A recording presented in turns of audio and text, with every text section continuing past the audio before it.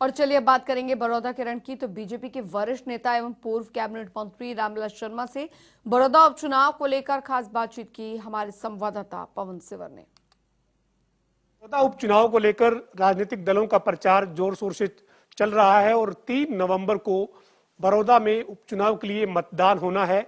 सभी राजनीतिक दलों ने अपने अपने उम्मीदवारों के लिए पूरी ताकत झोंक रखी है।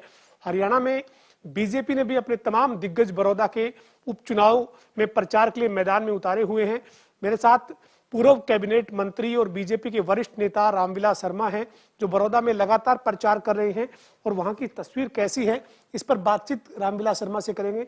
सर, आप बड़ौदा में लगातार चुनाव प्रचार में जुटे हुए हैं और वहां पर आपके पार्टी के प्रत्याशी पहलवान योगेश्वर दत्त के लिए आप वोट की अपील कर रहे हैं। क्या स्थिति बड़ौदा के उपचुनाव में आप देखते हैं सर? पवन जी, मैं योगेश्वर दत्त का नामांकन हमने 16 तारीख को किया, तब भी मैं बड़ौदा में था और मैं कल सारा दिन और रात बड़ौदा में था। कल 4 गांव में, सिकंदरपुर माजरा में, ठसका में, भंडेरी में और छपरा में मेरे कार्यक्रम थे। चौपालों में बड़े बड़े कार्यक्रम थे और उसमें 15 जगह 16 जगह चाय के कार्यक्रम थे। मैं आज पूरे आत्मविश्वास के साथ कहता हूं कि बड़ौदा की 36 बिरादरी ने योगेश्वर दत्त को अपना उम्मीदवार मान लिया है और कांग्रेस बिखरा हुआ मकान है। और अब तो दीपेंद्र हुड्डा ने भी यही कह दिया कि ये लड़ाई कांग्रेस और बीजेपी की नहीं है। उन्होंने एक तरह से मतलब बहन शैलजा का निरादर कर दिया, सुरजेवाला जी का कर दिया और दोनों Bapu Beta and sons private limited company लड़ रही है।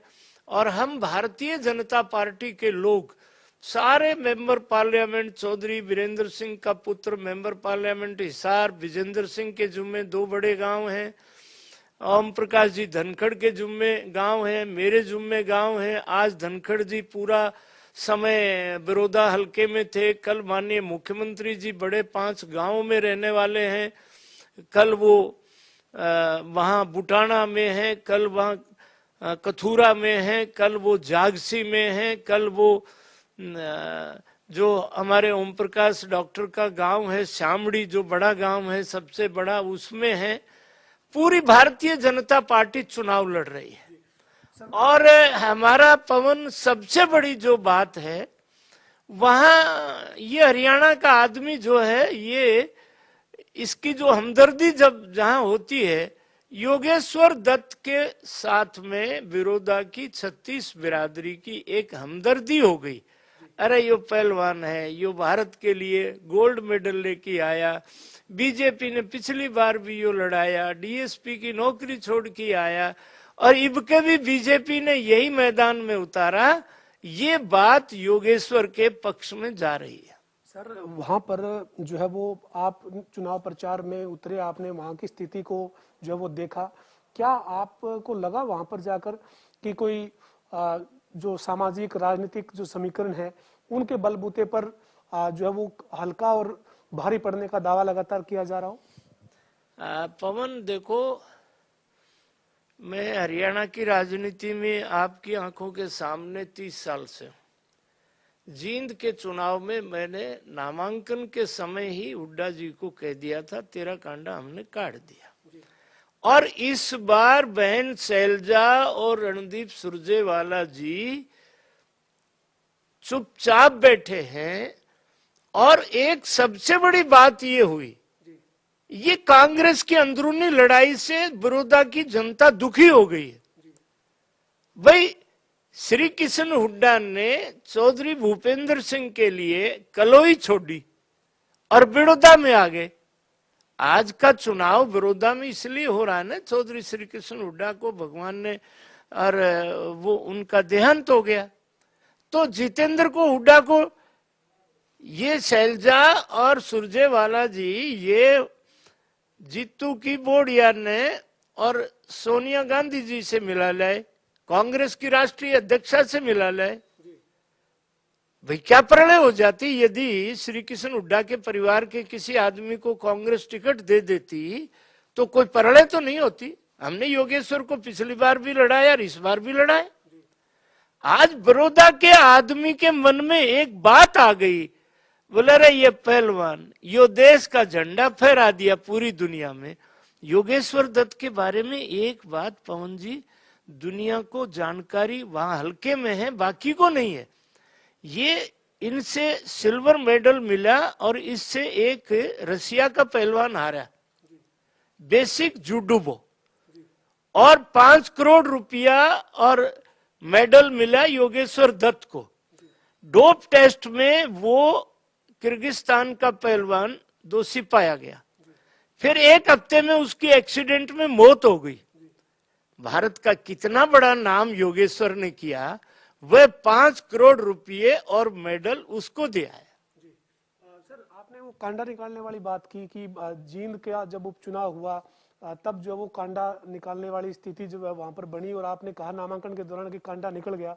इस बार बड़ौदा के उपचुनाव में आप कोई कांडा निकालने वाली स्थिति देखते हैं क्या? इस बार जो बचे खुचे कांटे हैं राजनीति में वो सब निकल जाएंगे। ये हरियाणा का जो मतदाता है पवन, आप भी उन्हीं में से हो, ये दर्द में वोट देता है। कांग्रेस से इस समय इतना बड़ा भारी गुस्सा है बड़ौदा की 36 बिरादरी को कि भाई ये बार बार हमारे साथ मजाक करती है। उम्मीदवार का ये कहना, पार्टी तो मानने नहीं रहे ना जी, बापू Beta and sons private limited.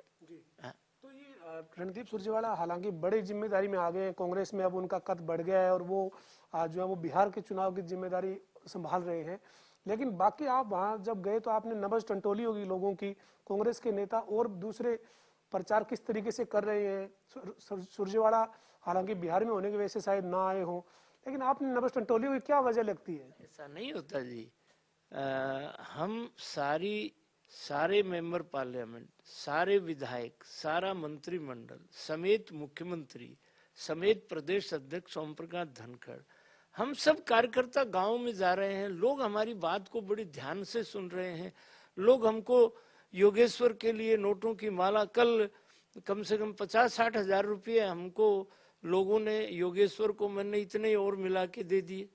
लोगों में योगेश्वर के प्रति एक हमदर्दी की लहर चल पड़ी है। न्यू बोला भाई इन सब ने पाछे देखेंगे, ये 4 साल हैं, यो योगी ठाडा पहलवान है, यो काले बलद के जो कमाओगा, अरे यो अपना छोरा है, इसने पहले भी भारत में अपना नाम कर रखा है, इससे नहीं दे दो। पहले लोग इसको जब ये कुश्ती जीत के आया करता, गांव गैल 1-1 मन घी दिया करते, अरे बोले इब क्या इसने वोटां तो तोल दो। तो कांग्रेस में कोई आपको नजर नहीं आता क्या इस तरीके का स्थिति की भाई कोई नेता नहीं आ रहा है, या आ रहा है तो किस मन से आ रहा है, ऐसी स्थिति नहीं दिखती? नहीं, कांग्रेस का तो हमने तो कोई नाम सुना नहीं, उम्मीदवार का भी नाम बाद में आया है। हुड्डा साहब की एक दिन फोटो छपी थी, वो कपूर नरवाल का विड्रावल की फोटो छपी थी। नामांकन की फोटो तो हमारी भी छपती है, पर विड्रावल की फोटो चौड़े होके छपवा रहे हुड्डा साहब। सर, इसके साथ ही जो है वो ओम प्रकाश चौटाला जो है वो 85 की उम्र में अपनी पार्टी को मजबूत करने के लिए मैदान में हैं, और वो ये दावा कर रहे हैं कि उनका प्रत्याशी जीत दर्ज करेगा। हालांकि ये फैसला 10 तारीख को नतीजों में होगा कि कौन जीत दर्ज करेगा, लेकिन ओम प्रकाश चौटाला और उनकी पार्टी की स्थिति क्या आप कैसी देखते हैं वहां पर? चौटाला साहब बहुत हिम्मत वाले नेता हैं और इस उम्र में भी वो गांव-गांव में जा रहे हैं अपने उम्मीदवार के लिए। हम राजनीतिक कार्यकर्ताओं का यही धर्म होता है।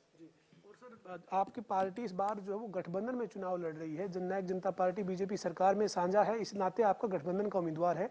जननायक जनता पार्टी के साथ होने का आपको फायदा मिल रहा है? फायदा मिल रहा है। दुष्यंत चौटाला के लोग, दिग्विजय सिंह खुद आए, चौधरी अजय सिंह चौटाला हमारे रोहतक की बैठक में थे, और उनके कार्यकर्ता कल मेरे साथ भी सारा दिन रहे। तो ये मेरे साथ जो है वो हरियाणा के पूर्व कैबिनेट मंत्री और बीजेपी के वरिष्ठ नेता रामविलास शर्मा मौजूद थे। रामविलास शर्मा का कहना है कि बड़ौदा में कांग्रेस का मकान जो है वो बिखरा हुआ है। योगेश्वर दत्त जो गठबंधन के उम्मीदवार हैं, वो जो है वो लोगों की हमदर्दी उनको मिल रही है, 36 बिरादरी का साथ उनको मिल रहा है, और बड़ौदा के उपचुनाव में गठबंधन का उम्मीदवार जीत दर्ज करेगा।